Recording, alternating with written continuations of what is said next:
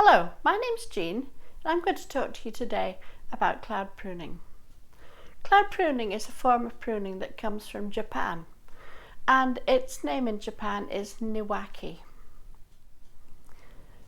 Cloud pruning is carried out on evergreen shrubs, and very often it's ones with small leaves. Traditionally in this country we use box for clipping, but you can use other shrubs too. And the one that I'm using today is a yew. And a yew is good for two reasons. One is it's slow growing, and the other one is that it's evergreen. I kept my yew bush in roughly a round shape. I kept it clipped, I kept it tidy. But really I wanted to try some topiary on it, but I just didn't know where to start. But eventually I saw some cloud pruning that really sparked my imagination. What I was aiming for was a bunch of lollipops or pom-poms at the end of bendy sticks. I know it might sound a little bit odd, but I think you'll agree with me that it looks quite something now.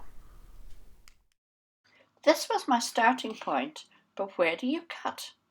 A friend helped me to get started, and once the first few branches were removed, it was easier to clear out the straggly bits and focus on the main branches that I wanted to keep. Bit by bit, it started to look more like the bunch of lollipops that I'd envisaged. But looking back at these photos, it was such a straggly mess when we were finished that I must have had great vision to see that in 4 years' time it was going to fill out and look just as wonderful as this. Yew is quite a hard wood, and so you need something quite substantial to get through the branches. I use a pruning saw to cut through the bigger branches, very sharp teeth, and I use my secateurs for the smaller branches.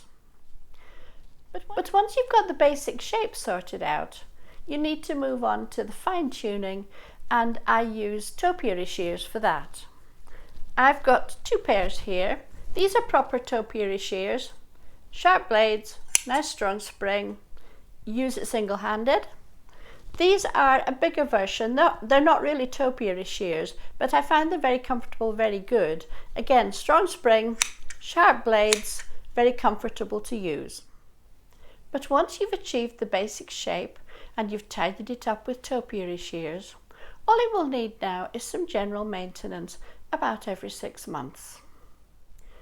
You'll only need the topiary shears for this to give it a little haircut. But every time you do it, you encourage it to fill out and become bushier. So what started out 4 years ago as rather straggly pom-poms ended up as rather nice fat ones, as you saw in the photo. The Japanese trained for many years to do cloud pruning, but what I did really wasn't too difficult. It was just a little bit tricky to get started.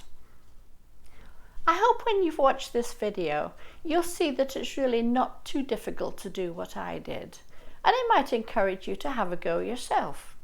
So, happy pruning!